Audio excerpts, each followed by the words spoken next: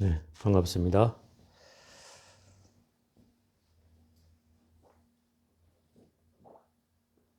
페이지 57쪽 할 차례죠.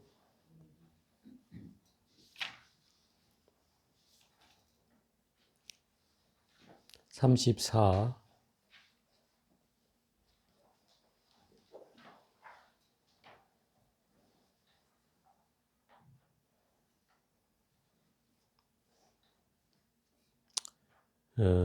전번 시간에는 뭐 한 2주 전이지만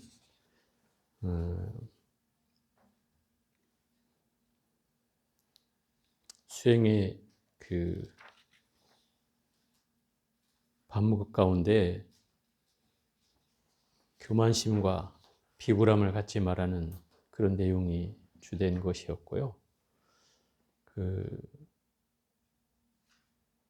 우리가 소승불교 또 내지는 이제 초기 불교에서 얘기하는 번뇌라고 하는 것은 끊는 것을 목적으로 하기 때문에 그 경계가 이승이라고 얘기한다. 이승은 성문영각의 경계다.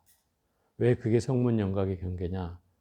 끊는다는 것은 너와 내가 이미 있다는 뜻이다. 끊을 대상이 있고 끊을 주체가 있다는 뜻이다. 그러면 이 대승불교에 오면 번뇌가 끊는 것이 아니라 생겨나지 않는 것이다. 이렇게 얘기한다 이 말이죠. 그게 대열반이다. 생겨나지 않으므로 이미 주객이 사라진 상태다 이 말인 거죠.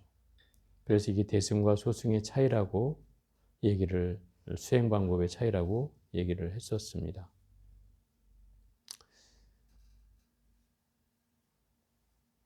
그래서 이 번뇌라고 하는 것도 결국 보리와 둘이 아니고 또 우리가 일으키는 업이라고 하는 것도 다 본질과 둘이 아니다. 이런 얘기를 했었고요. 그래서 생각이 일어날 때 그걸 알아차리는 것이 곧 깨달음을 얻을 수 있는 상황으로 만들어진다. 이런 뜻으로 말씀을 드렸고요. 오늘 57페이지에 34.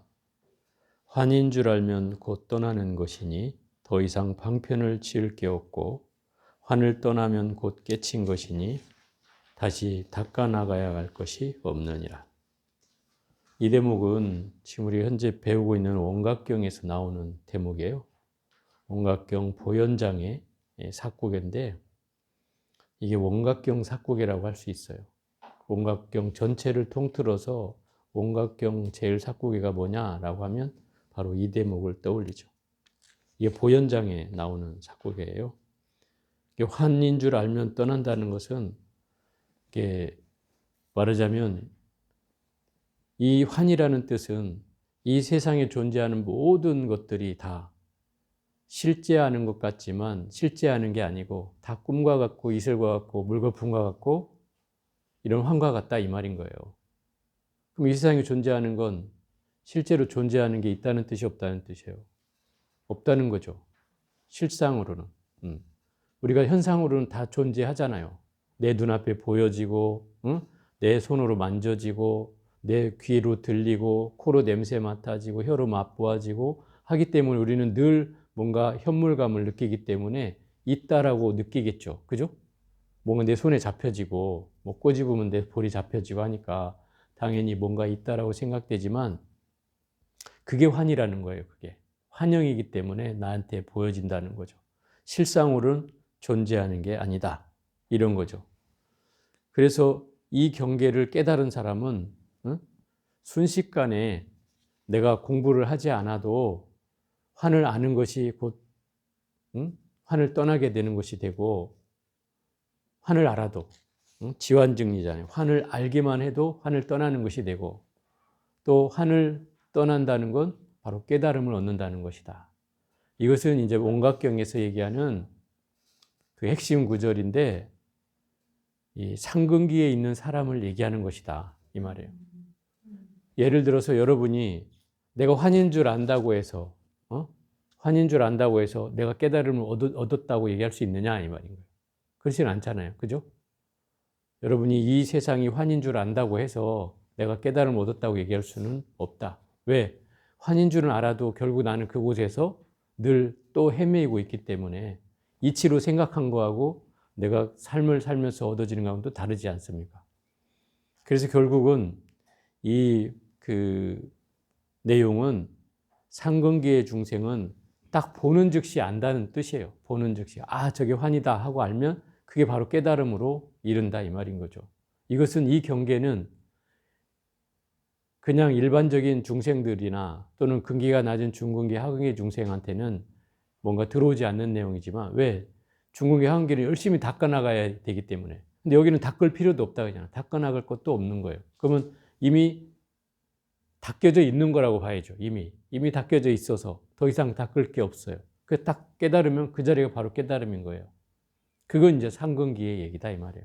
그런 사람에게는 바로 도노적인 관점으로 바로 깨닫는 가르침을 얘기하는 것이고, 또 중근기나 하근기 중생은 점점 닦아나가야 될 게 있기 때문에 점수를 얘기하는 것이다. 점점점 닦아나가야 될 수행이 필요하다라고 얘기하는 것이다 이 말이에요. 이 마음이란 놈은 이 주해를 이렇게 다뤄놨어요. 환을 만드는 기술자요. 몸은 환히 사는 마을이다. 이 마음은 환을 계속 만들어낸다는 거, 환상을. 내가 뭐로? 생각으로 끊임없이 만들어낸다는 거죠. 그죠?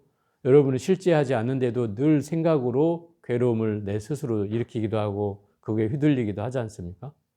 또 꿈을 꾸기도 하고 실제로 있는 것 같지만 깨고 나면 아무것도 아니잖아요. 없잖아요.